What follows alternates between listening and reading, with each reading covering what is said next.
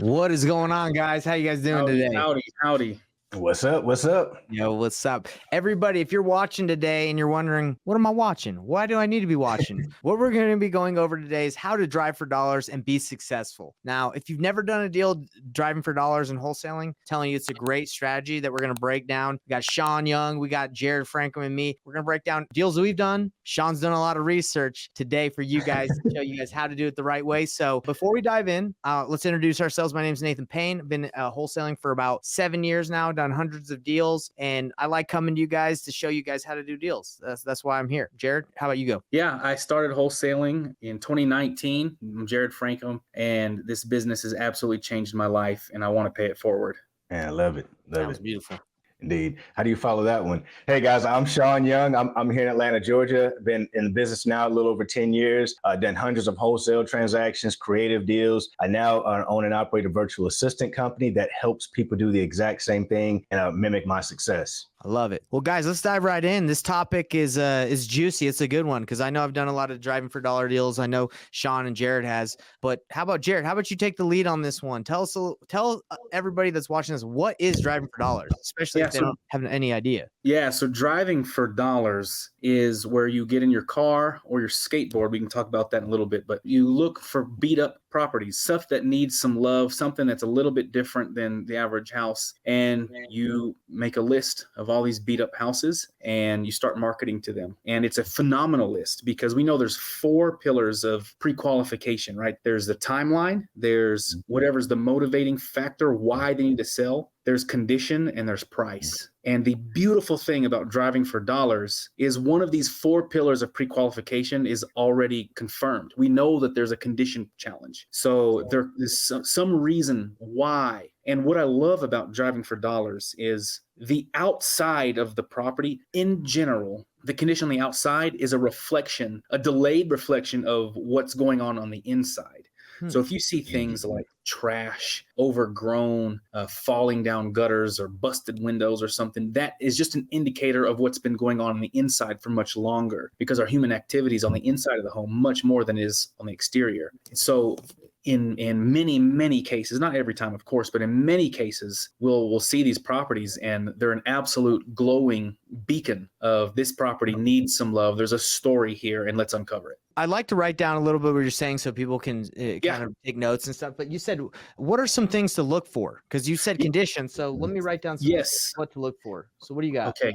Yeah. So busted windows or boarded up windows, tall grass, piled up newspapers or overflowing mailbox. There could be cars or vehicles or car parts or tires in the yard or on the side of the house, aging or a roof that's missing shingles if you've got a composite roof, or a dented or beat up metal roof or whatever roof it is in your part of the country. Right. And in Texas, this is a tip about Texas. I don't know if it's that way across the country, but there's a green slip that they'll hang in the mailbox to show that the property's vacant. And so if you see that as you're driving, you realize, oh, this house is vacant. There's something here. Why would a home be vacant? There can be falling down gutters. There can be peeling paint. There can be just homes that look tired, like they were built 50 years ago and never looked after again. They could have the grass mowed. They could be taken care of, but the home just looks exhausted and in need of a makeover. Yes, right. Sir. What about you, Sean? You got anything else? Those are all great distress signals. 100%. When you go out there to look for those signs of distress, Jared made a great point. However, I want to back up one step right before that. Make sure that you guys plan a route, plan your route, understand where you want to go and sort of map it out. Even if you don't have any tools, there are tools like Deal Machine, PropStream that you can use that'll track your driving route. But if you don't have that, just, try to use a map of some sort and plan it so that you're not all over the place, not knowing where you've been. That'll definitely help you when you're out there looking for all those signs of distress. Huge. That is huge. I've done this when I was new. I would drive neighborhoods. I'll be like, I think I've been here before. I can't remember. Wholesaling doesn't have to be complicated or lonely. Join my free Facebook group, Painless Flipping, Wholesaling Real Estate Simplified, where we're building a community of wholesalers crushing their goals. You're going to get access not only to free training, but tools and even one-on-one help to land your next deal. The link is in the description, so don't miss out. Did you guys drive for dollars a lot, like personally, or did you get other people to do it for you? I did both. Yeah, I did both. Yeah, I did both. Dude. And I think that driving for dollars, it's super encouraging for like our listeners out here, especially if you're just getting started or with the low budget. That's the easiest way to take control of your own destiny. Like Jared mentioned on a previous episode, I mean, he got on his skateboard. I mean, if you got to get on a bike, it's just about going out there and putting eyes on distressed properties that other people just aren't able to see, or they might not show up on these fancy lists that, you know, we all pay for. So you got on a skateboard, bro? I didn't hear that story. Yeah. So when I started, I had no money. I had negative $200 in my account. Anyway, I had moved back to America from Brazil and totally zeroed everything without getting too into detail. I had negative 200 in my account, and that was it. And I had started doing some campus ministry as a job, but I still didn't have any money at the time. Wow. But I had my skateboard from college and I had my car from before. I was so tight on cash.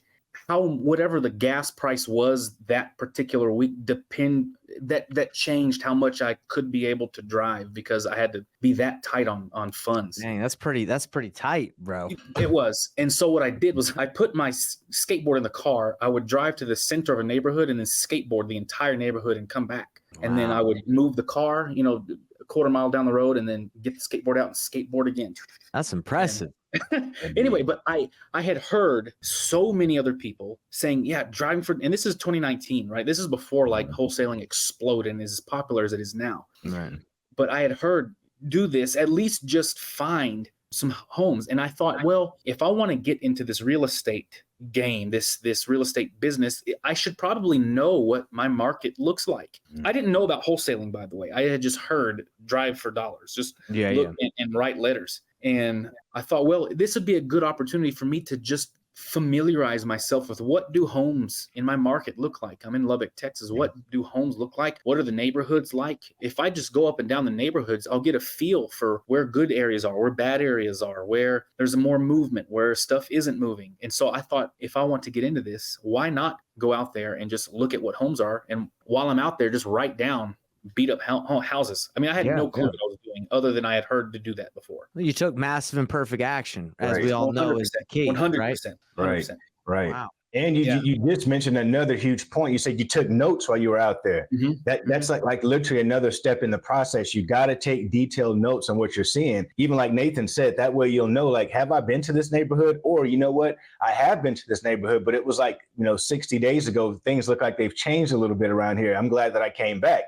So if you've got notes on what you're doing, it really helps you, organize your business. No, that's incredible. And I'd say any neighborhood in the country will have something of distress, unless if there's a particular case, like a big fancy HOA or something where they're really on top of it. A few years ago, I was with Pace Morby in his car, and we were driving around. He was just on the phone, idly driving while waiting for an appointment, and I was in there with him. We just started going through a neighborhood just while I was on the phone. I'm in downtown, or not down, somewhere in Phoenix. I don't remember exactly what part of Phoenix, but all these nice homes, and then bam, right after another, doom, a bunch of houses that were really in not good shape next to these nice, awesome homes. So it doesn't have to be these war zone neighborhoods. It can be, these are probably $300,000, $400,000 homes. It blew my mind that even in such a busy, big market like that, there's still deals to be had. Even today.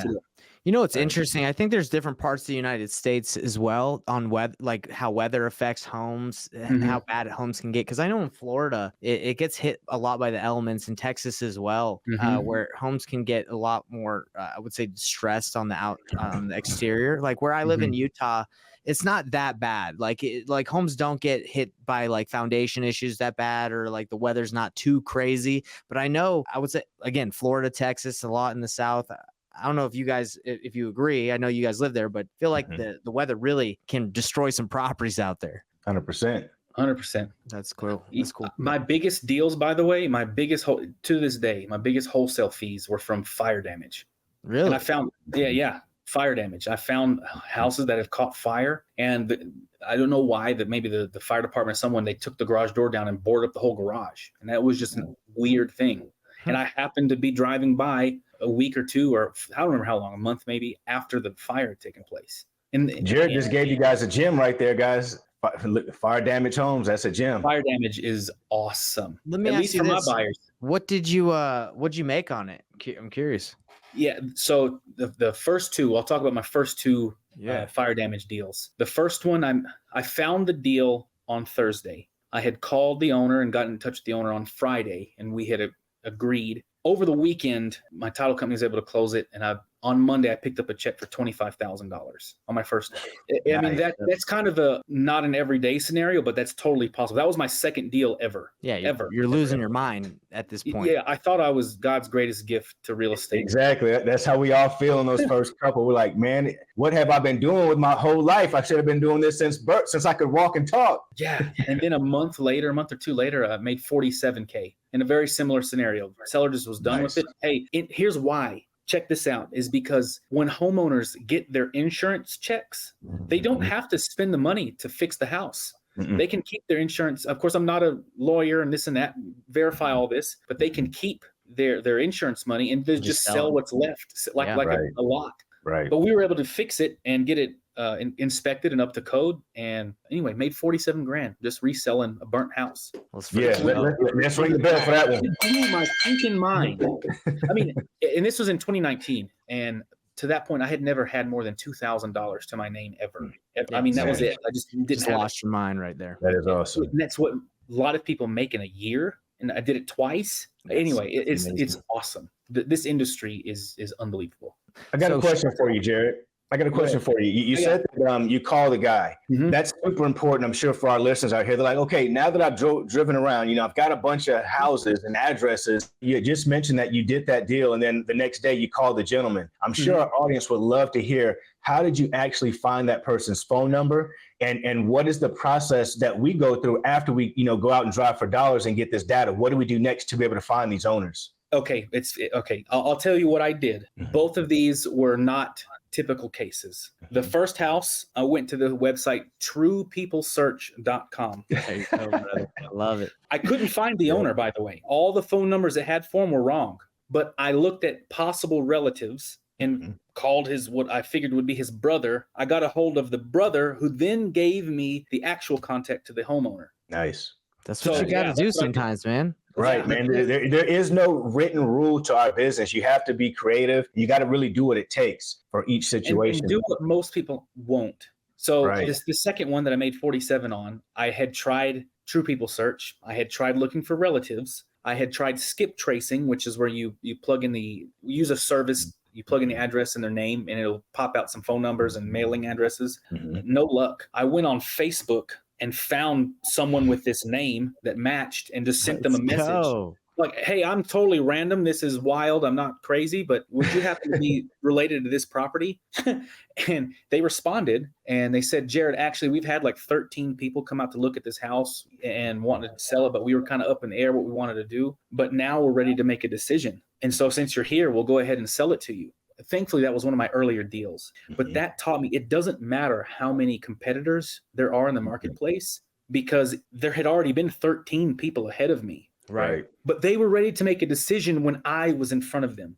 So it doesn't matter. Right place, right time. It just right place, right time. And so it pays to be in the right place a lot. So you want to have a lot of marketing and a lot of opportunities. And how do you do that? You take action, right? Like you can't just sit by and just think it's going to just happen to you. You did it, man. I'm proud of you. Not a lot of people do that. The phone and to call strangers. Yes. I know we all grew up hearing don't talk to strangers, but actually talking to strangers is how you get incredibly wealthy. That's right. That's right. Well, Sean, I know you did a lot of research before this call so we could give as much value as possible. We appreciate you. Anything else that we haven't gone over so far? Guys, I'm going to give you guys 10 steps on how you guys can go out here and be successful with driving for dollars. Okay. Number 1, plan your route. All right. Number 2 is look for signs of distress. Number 3 is use a mobile app like Deal Machine or maybe PropStream to help track your progress if you can afford it. Take detailed notes. Number 4.